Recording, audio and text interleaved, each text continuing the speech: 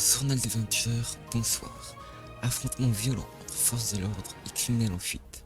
Hier soir, sur une opération policière spectaculaire qui a secoué la ville, des individus ont semé le chaos en refusant d'obtempérer aux forces de l'ordre, déclenchant une course-poursuite explosive.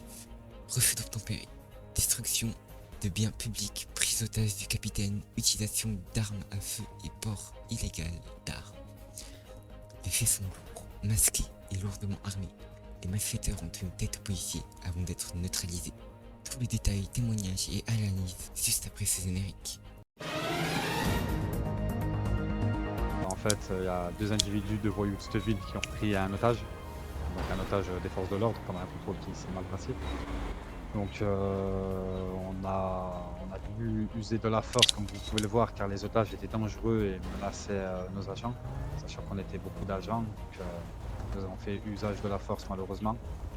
Mais c'est grâce à tous les forces de l'ordre que tout s'est bien passé aujourd'hui. Que s'est-il passé ce soir? Que mon capitaine, comme tous les soirs, on patrouillait dans la ville pour arrêter les bandits un par un, mais on a reçu un call de la BCSO comme quoi il y avait plusieurs individus qui tiraient à plusieurs endroits différents dans un petit espace, et du coup la demandait du renfort. Du coup, on est arrivé sur place. Une fois arrivé sur place, il y a eu encore d'autres appels de voisins qui se plaignaient de tirs. Du coup, on s'est déplacé sur les tirs.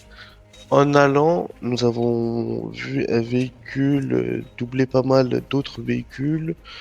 Un véhicule qui avait plusieurs impacts de balles sur ses deux portières et sur son capot. Du coup, nous avons décidé de l'arrêter pour faire un contrôle de routine, sachant qu'on a Defcon 3. L'individu coopère. Une fois qu'il descend du véhicule, on lui demande de présenter son permis de conduire. Il nous dit qu'il l'a pas et qu'il a déposé à sa villa. Du coup, on lui demande pour la sécurité de nous, on va lui faire un test de poudre. Du moment où je lui parle de test de poudre, son collègue sort du véhicule avec son ami et nous pointe et nous braque. Et ils arrivent à voir le capitaine parce que le capitaine était un peu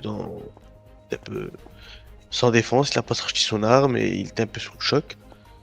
Du coup, ils ont pris en otage le capitaine. Après cela, il y a eu plusieurs heures de négociation.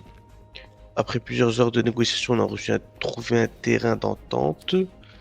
Et puis voilà, hein, une course-poursuite qui a fini du nord jusqu'au sud. Et qui a fini en plein centre-ville, hein, avec des tirs et puis voilà. Une journée banale à Los Santos, hein.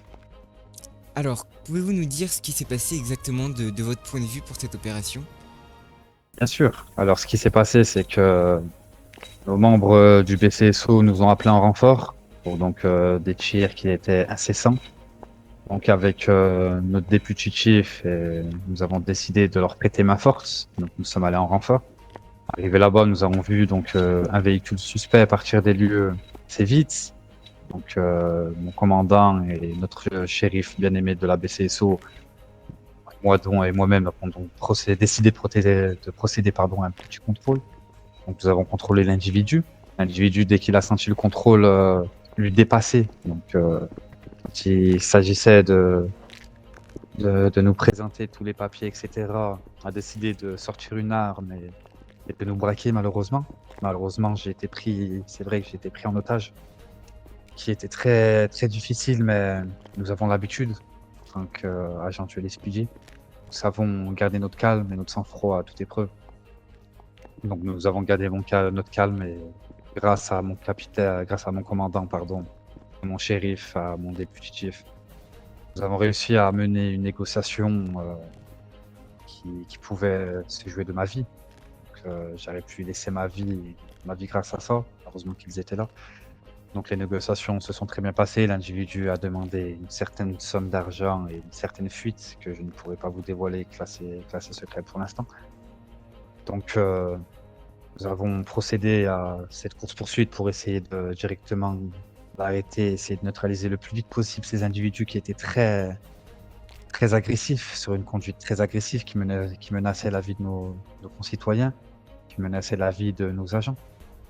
Donc, nous avons dû procéder au plus vite à leur arrestation.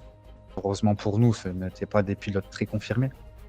Ils n'arrivaient pas, ils n'arrivaient pas à subir, n'arrivaient pas à subir cette pression constante que nous leur mettons.